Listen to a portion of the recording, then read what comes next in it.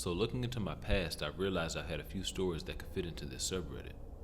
This one I think about a lot and how my life could have changed in a split-second decision so easily.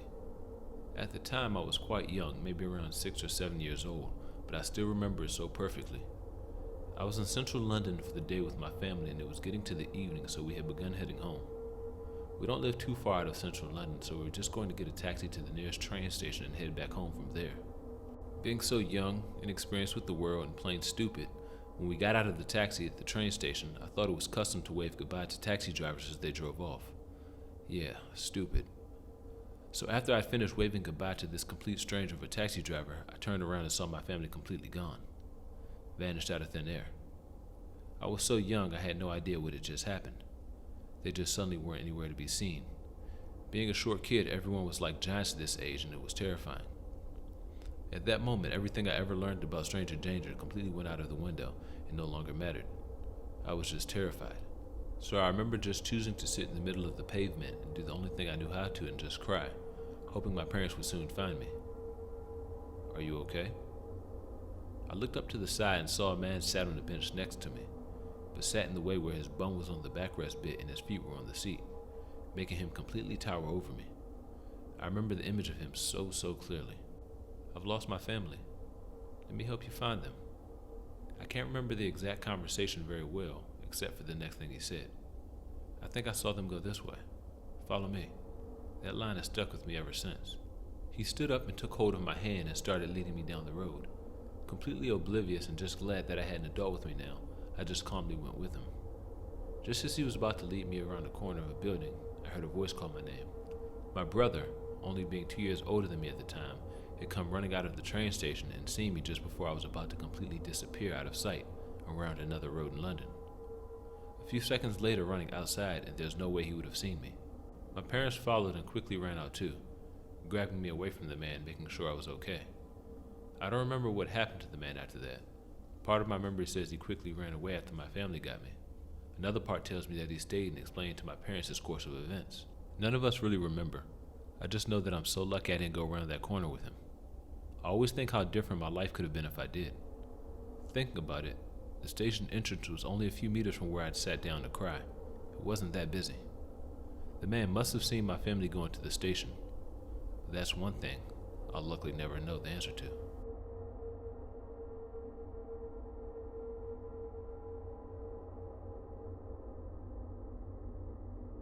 My family has a camping timeshare and we used to go camping for weeks at a time in the summer.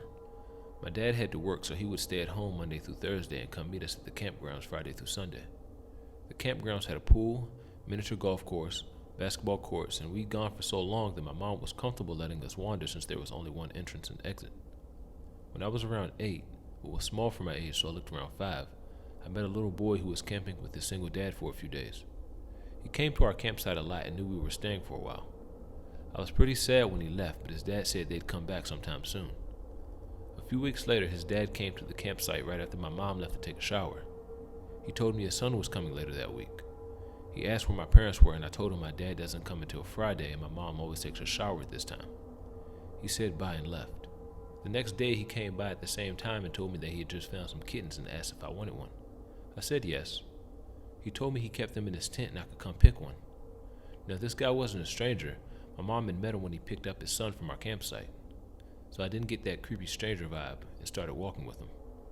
We walked toward his campsite, but then he told me he had actually moved them to his truck so they wouldn't get too hot, which made sense to me. He pointed to his truck right outside the gates of the entrance. I start walking towards the entrance with this guy when my dad pulls up. He got the day off work so he could spend more time with us. He asked what's going on, and I say Tommy's dad said he has kittens in his truck and I can have one. My dad gets out of the car and tells me to run back to the campsite, so I do. When my dad gets back, he tells me to never go alone with an adult, anywhere, even if I know them. I asked my mom years later about the whole thing, and she told me my dad kicked the crap out of him and called the cops.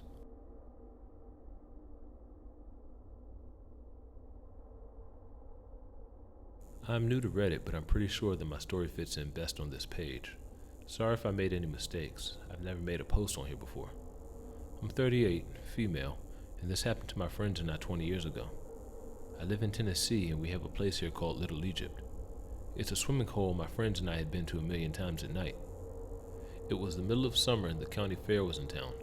Myself, my twin sister, and two of our friends had went to hang out like teenagers do. We had run into our mom, stepdad, and little sister while we were at the fair and told our mom that we were going to Little Egypt to goof off, as we had done a lot that summer. I remember she specifically told me and my twin sister not to go down there that late because anything could happen. We were 18 at the time, and of course you don't listen to your parents much at that age. We told her she was crazy and that nothing would happen to us. We wait till around midnight and decide to go to the swimming hole. It was me and my friend Lisa in one car, and my twin sister and our friend Heather in another car. Now, when you get to the swimming hole, it is out in the woods, probably about 10 minutes from any civilization and nowhere to turn around unless you go up the road. We pull in and get out of the cars. We're still standing pretty close to the cars because we hadn't gotten our flashlights and other stuff we were going to take with us out yet.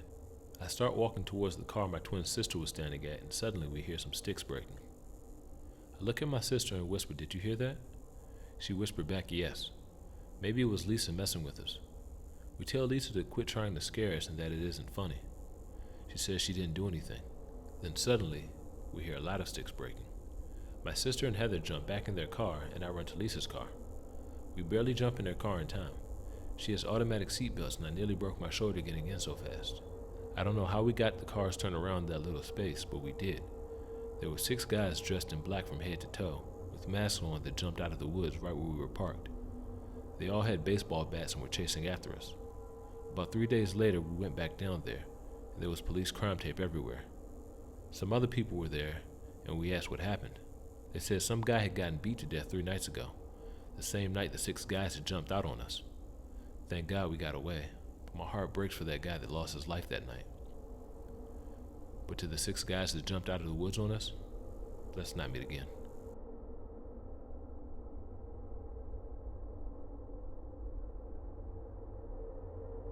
Many moons ago, when I was 15 or 16, I worked at Dairy Queen.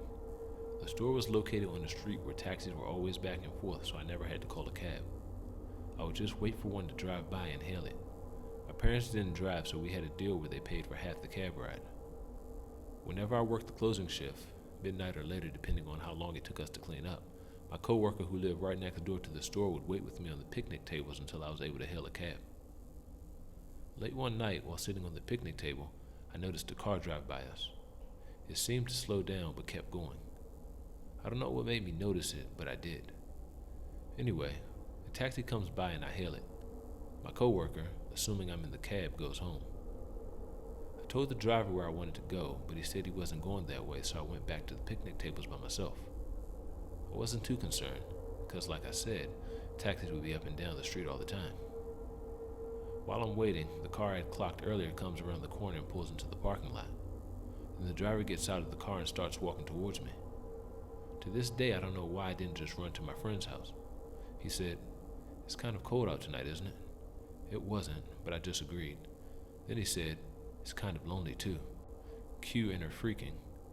He went on to say, "God told me to stop and talk to you."